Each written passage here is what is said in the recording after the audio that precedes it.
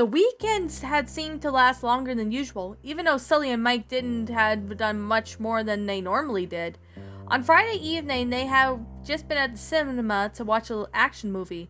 It hadn't been any good, and afterwards, Mike had accused Sully for taking him to seeing it and waste his money, although the film had been Mike's idea after all. Eventually, they had picked up a pizza and headed back home. Mike had, of course, had to talk about his plans for a next date with Celia all the way, and he continued to talk about it for the rest of the evening. On Saturday, both the two monsters had slept in, and they had breakfast at noon. The day had been very cold, with the ground covered in thin blanket of snow, so they had decided that they wanted to stay indoors all day. They had spent a little time cleaning the apartment, but then Mike told Sully about cleaning was not a good day to spend a Saturday, so they had played a board game instead, which led to an argument about the dices, which caused them to both put the game back right away. Followed the brave attempt to bake the muscular buns. They didn't turn out as good, but they were edible, and then they had a been. In the evening, they had ordered another pizza and watched a talk show on TV.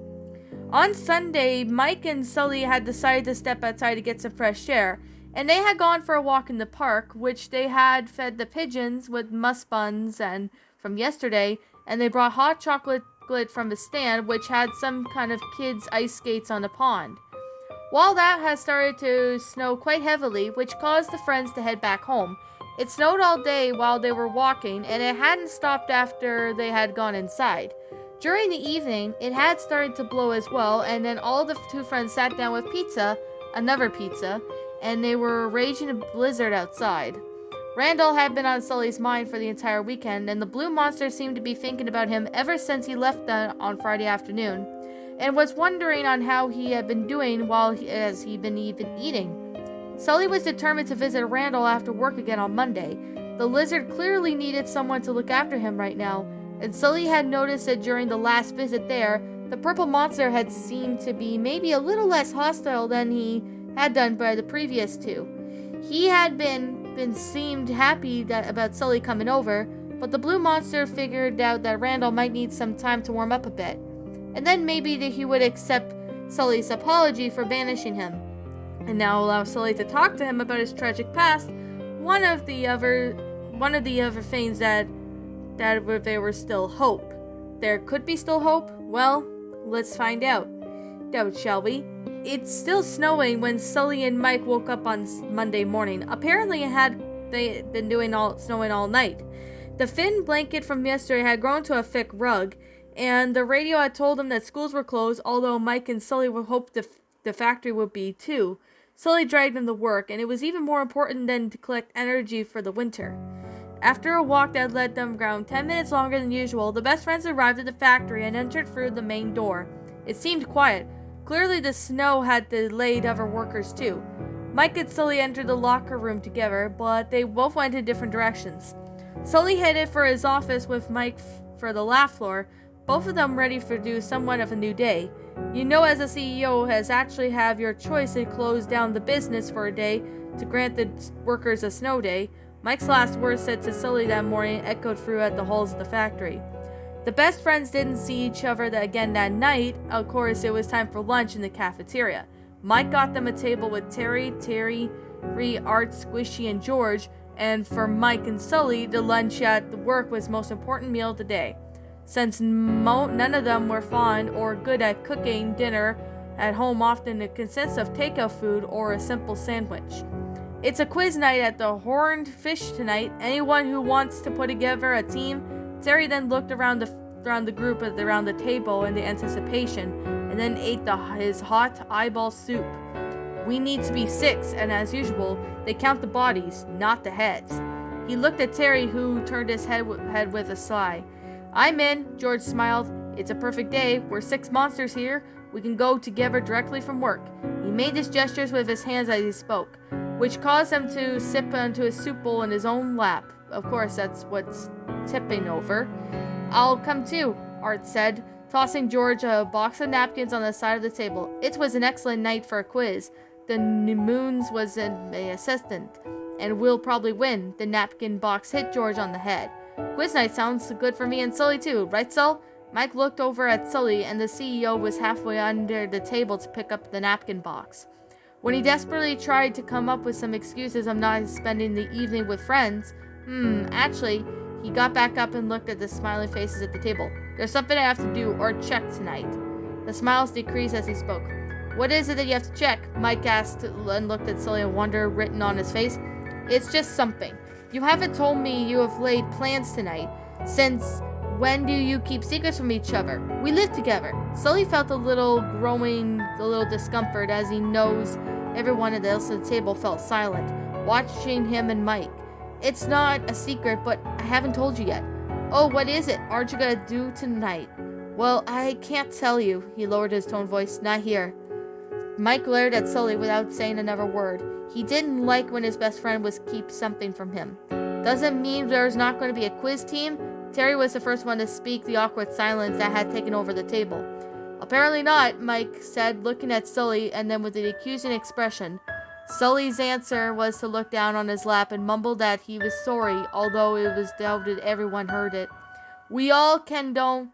Squishy's interruption was then welcoming breaking to a rather tense atmosphere that he had occurred at the table. Don Clarendon had retired from Monsters, Inc. a couple of years ago, but his friends still kept in touch with him, especially Squishy. Since Don happened to be married to his mom, hey, is this a good idea? Terry replied. He's old, and if he knows stuff we don't know. Stuff you don't know? Terry then shot down with a sigh, looking at his own twin. Eventually, the group had agreed calling Don and putting together a quiz team for a quiz, and Mike kept his eye on Sully, only to try not to avoid eye contact. As they were left the cafeteria, then when the lunch break was over, Mike hurried over outside with the rest of the group, leaving Sully no chance to talk to him. The balloon monster felt terrible. He wished he hadn't gone behind Mike's back any longer, and decided to tell him everything about the whole situation with Randall, sooner than later. Monsters Inc. CEO left to work an hour early. There wasn't anything left to do for today, so he decided to call it an early night. Besides, the thought had been anywhere else a day long, and he couldn't rest until he knew his ex-co-worker was doing. Sully stamped over the snow at the knee height along the way from the factory to Randall's apartment. The streets had been cleared, and the pavements clearly wasn't that high up on the city councils with the list of priorities. At least the snowing had stopped, and the decreasing clouds in the sky revealed the rising moon. Its light had fell on the snow on that ground and caused it to sparkle. It wasn't every day Monstropolis looked this beautiful. However, Sully was too busy hurrying to notice the beauty and scenery around him. He was eager to find out of how Randall was doing after the weekend, and didn't want to lose a minute. As he reached the Lizard's building, Sully notices that his pulse was rising. He figured that it might be because he's struggling with getting through the snow. Randall's apartment was dark and quiet, and not a single light was on, and the curtains over the windows, shutting the moonlight and the beautiful sparkling snow outside. It took Sully's eyes for a couple of minutes to get used to the lack of light, as their owner entered the apartment from well-lit hallway on the opposite side of the door. Sully stepped inside the living room and turned on some lights and opened the curtains, and noticed that Randall wasn't on the couch tonight, and neither was his bed sheets. That was a good sign? Sully couldn't tell, but he had a bad feeling. He went into the kitchen, still no sign of Randall. He opened the fridge, his worries glue. The microwave dinners hadn't been touched.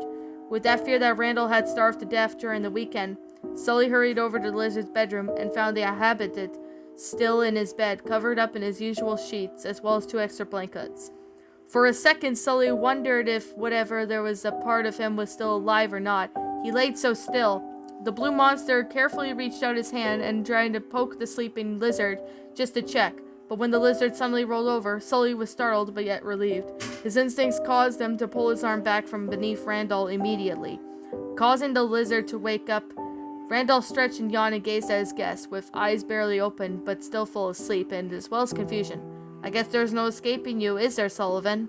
Sully was frightened. Something seriously was wrong here. Randall should have been a lot angrier. He had just woken up from his arrival's hand in bed, tucked underneath him. Sully figured that it was just the other, probably drowsy from the lack of food, but it could really change something like that, could it? He looked at the other monster for a long time. Randall glared back at him, and when not a word was spoken. It made Sully feel even more scared. With normal, Randall would probably have chosen for a good moment to tell him to get out.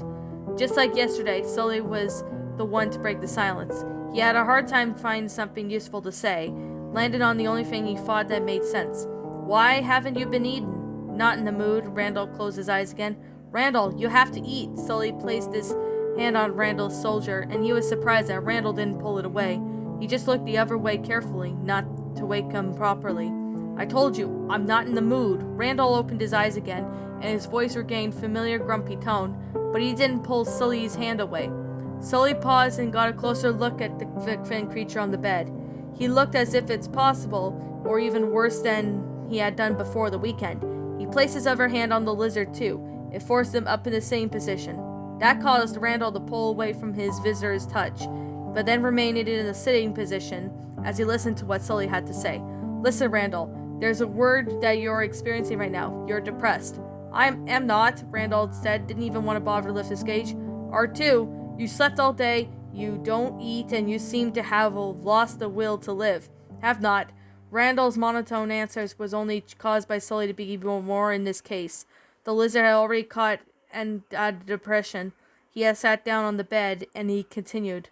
If you had the will to live, Randall, you would have been out there living your life right now. This is my life right now, Sullivan. It's what I do. I sleep. I have nothing better to do. But there is nothing to live for. Yes, this is what I live for then. Randall's words sent shivers down Sully's spine. Did he just say he had nothing to live for? You have a lot to live for, Randall. You have... Sully desperately tried to find something that he could convince Randall that he had a reason to stay alive. You have a great sister and a wonderful nephew. No response. Clearly Sophie had meant that she had about the truth of Randall not being close to them anymore. Sully bit his lip and then went bent over to the kitchen.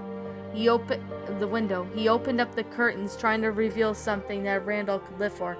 Surprisingly, it was hard to think of something. Outside, the moon was up, and light fell on Randall's face. He squinted as Sully had finally found something. You have friends. No, I don't. Randall's contribution to the conversation surprised Sully. Not just the fact that he actually talked now, but it was actually what he said. Sully had already guessed that Randall didn't have too many friends, and he never thought he would have admitted it. At least, not to him. You have friends, Randall. Sully went back then across the room and faced the other again. Whose to answer was turned down, away. The hairy monster then sat back down and beside him, and said in the calmest, most comforting voice, You have me. You're not my friend, Randall spoke in the wall. Well, I must have admitted it. I have never watched particular close, but I never disliked you either. Until, well, you know, but when we're working together, I did consider you to be my friend. Well, some sort. Randall didn't turn around. He just looked at the wall and recalled something at the back of his head. Something that he heard Sully tell Sophie when she had been over last week. When they didn't know that he was there. I don't hate him. Sully had told his sister that he didn't hate him, and that he had a compassion in the true voice, although Randall had been shaking with anger when he heard it and believed him, and he some sort of believed him now. You hear me, Randall? Sully's voice pulled Randall back in the moment. I'm your friend. You have a friend, and you have a sister and a nephew. You have a lot to live for. Randall didn't know what to say. He didn't know whatever he wanted Sullivan as a friend. He didn't know what to do. Luckily, he didn't have to think about it. Sully then pulled him off of the bed and started talking again. And you're going to start living right again. We're going to go outside for a walk. You need some fresh air and increase your appetite. Come on, get up. He pulled Randall off to his feet, and the purple monster felt dizzy as he stood up properly for the first time in a while. The room spun around so much that he had to reach out his hand to lean against Sullivan for a moment, even though it was like a position on it to his pride. Within a half an hour, Sully and Randall were out on the streets of Monstropolis. Snow had already started to fall again, but much more gentle and graceful now, and the moon could still be glimpsed behind the clouds, but Sully guessed it wouldn't take that much longer. It would be covered up. He walked at the normal speed to slow down with constantly, and with the other was falling behind, he wasn't exactly in the shape of his life. They fought their way through the snow, and even though through the streets without having to running into anyone, it didn't surprise Sully. Who else would be out in the night like this? They walked through the empty park.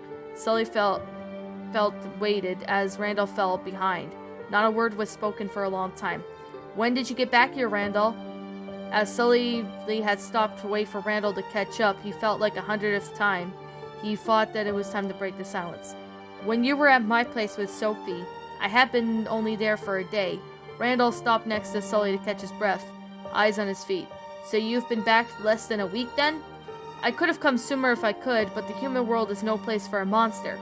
You should know that better than anyone. A monster can't stay there for too long, right?" Randall looked at Sully directly for the first time that day.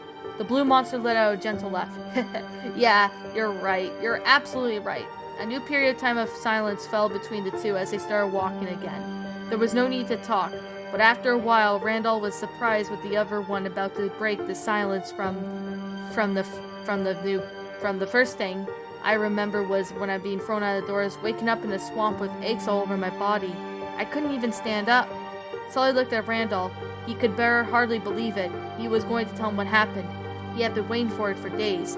I had spent a month or so staring at closet doors at night, waiting for scares to enter through them. But the factory was closed down that period. Sully couldn't help but interfere. So I figured. I eventually got back there by a slump. It was one night when I planned to. Randall stopped talking for a while, afraid to reveal his original plan to Sullivan. To drown myself. A little cough came out of the pathetic attempt to hide the statement. However, I just walked in by a house and saw Sanderson. Sully felt another chill down his spine. Randall actually planned to kill himself? And he left the door open, just long enough for me to enter. So in a way, I guess you could say Sanderson saved my life that night. That pathetic fool, he did something was right, and he probably doesn't even know about it. Randall looked down at his feet again and stopped, regretting the fact that he allowed himself to be carried away and tell Sully about what happened. He couldn't have, or shouldn't have done that. Sully stopped him, but he didn't want to look at Randall when he spoke. He looked in another direction. "I should have never thrown you through that door. I don't blame you. I tried to kill you.